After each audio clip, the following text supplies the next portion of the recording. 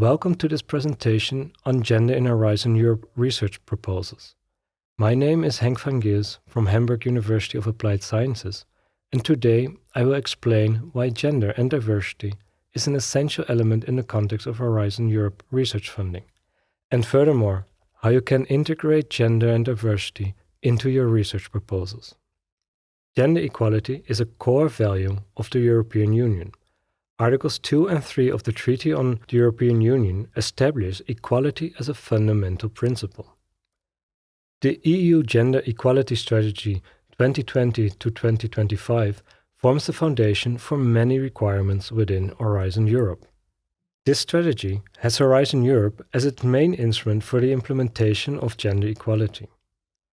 Gender, thus, remains one of the 5 priorities of the European research area as structural inequalities persist across the research landscape.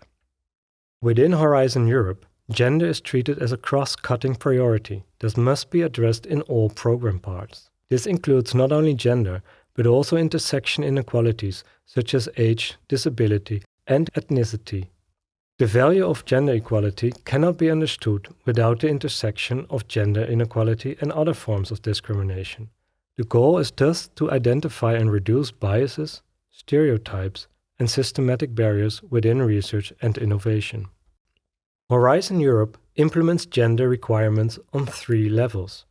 First, since 2022, a prerequisite for participation by universities, research institutions, and public bodies is that they must have a gender equality plan. This plan must be publicly accessible, resourced, and regularly evaluated.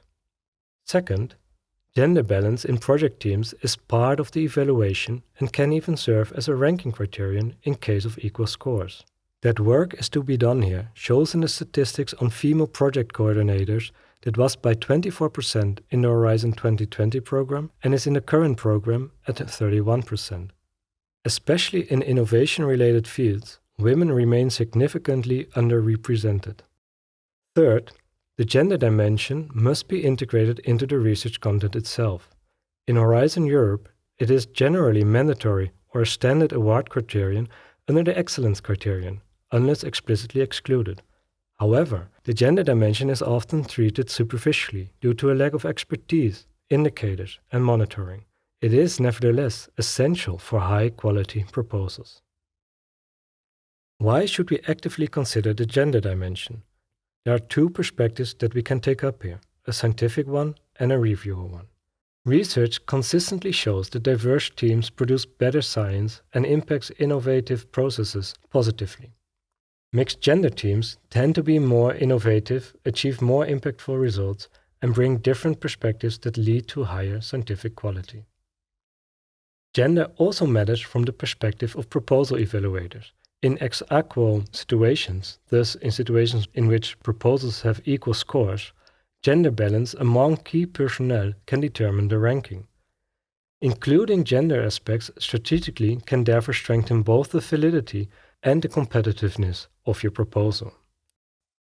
The gender dimension refers to analyzing both biological characteristics of men, women, and intersex persons, that is, the sex of persons, in which chromosomes, hormonal profiles, and physiological functions may be relevant, and to the social and cultural construction of the categories man, boy, women, girl, as well as individuals who identify as diverse. As already said before, it is important to think gender not in a vacuum, but to consider it alongside other axes of discrimination, such as age, disability, or ethnicity. Gender differences can influence research questions, methodologies, sampling, data collection, and data interpretation. In this way, considering gender or not considering gender has a real-life impact. To give the classical example, if we test safety belts with men and exclude women, they may become unsafe for women, as women are on average shorter than men. And if we test safety belts with men and women, they may be unsafe for pregnant women if we haven't included this group in our design. It is thus already in research questions and the setup of our research that we often define about which group of people we produce knowledge and for whom the results may not be adequate. In other words, which groups of people we exclude from our knowledge production. Therefore, the aim of considering gender in research is to produce research results that are more accurate, relevant, and inclusive. When integrating gender, we need to avoid stereotypes and overgeneralization. Gender groups are not homogeneous, which may lead to overlooking individual differences between men and women, and gender differences are neither always the most relevant factor. Age, education, or culture may be more relevant, and it is thus important to also consider such factors in research design and analysis. Having this in mind may reduce the risks of stereotypical assumptions that can hinder research and innovation, insofar acceptance suffers by a failure to understand the target audience. Now we have a basic understanding of what considering the gender dimension means and what it doesn't mean. What is actually required in a research proposal? In Part A of the proposal, the gender of researchers must be indicated, which, as said, can become a factor in the review process of the proposal. Furthermore, it must be confirmed whether the involved institutions have a gender equality plan. These administrative details are thus essential for eligibility. In Part B of the proposal, the gender dimension appears in several places. First, within the excellence section, the introductory text already sets the expectation. It explicitly mentions that the soundness of your methodology includes the appropriate consideration of the gender dimension in research and innovation content. In other words, reviewers are looking for evidence that you have thought about whether sex or gender may influence your research questions, your approach, or the outcomes. Then, in section 1.2 Methodology, you must describe in concrete terms how the gender dimension is taken into account. For example, through sex disaggregated data, gender-sensitive sampling, or analytical approaches. If the gender dimension truly does not apply, you need to justify this clearly. A superficial statement that it is not relevant is not sufficient. Finally, in the implementation section, you should show that your consortium has the appropriate expertise, including, where relevant, expertise in social sciences, humanities, open science practices, or gender. Together, these elements demonstrate that your project is capable of addressing gender aspects thoughtfully and professionally. Let me illustrate the gender dimension with a concrete example from virtual reality research. Across multiple studies, we see a consistent pattern.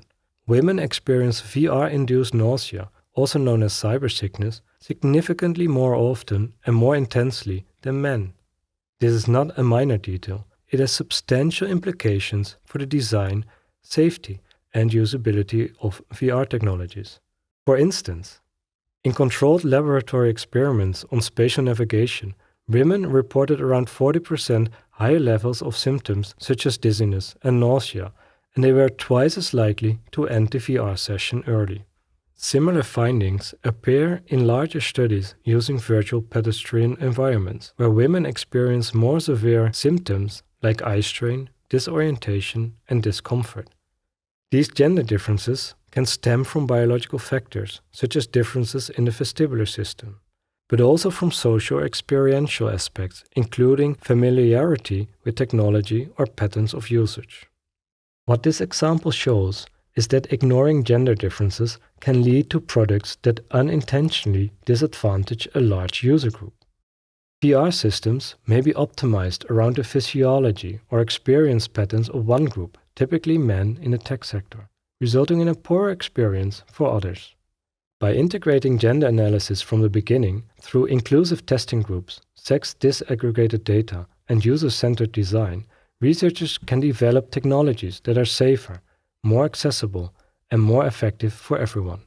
This is exactly the type of added scientific value Horizon Europe wants to see. A second example comes from smart city research, an area where technology, mobility, safety, and social inclusion intersect. Smart cities aim to improve urban life through digital technologies, but these innovations do not automatically benefit everyone equally. Gender and social factors strongly influence whether people can access, use, and trust these technologies. For example, studies show that women, especially those with lower income or caregiving responsibilities, frequently face higher barriers when using digital services. This can be related to limited access to smartphones or mobile data, but also to different mobility patterns or time constraints.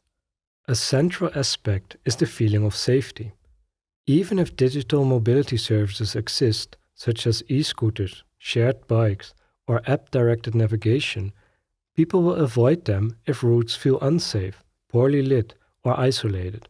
Women in particular often choose longer but safer routes, which means that a smart system recommending the shortest path may not actually serve them well.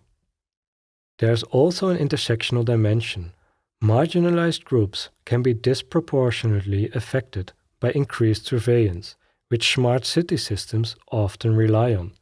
While cameras and sensors might improve the sense of safety for some, they may create mistrust or even risk for others. Moreover, many smart cities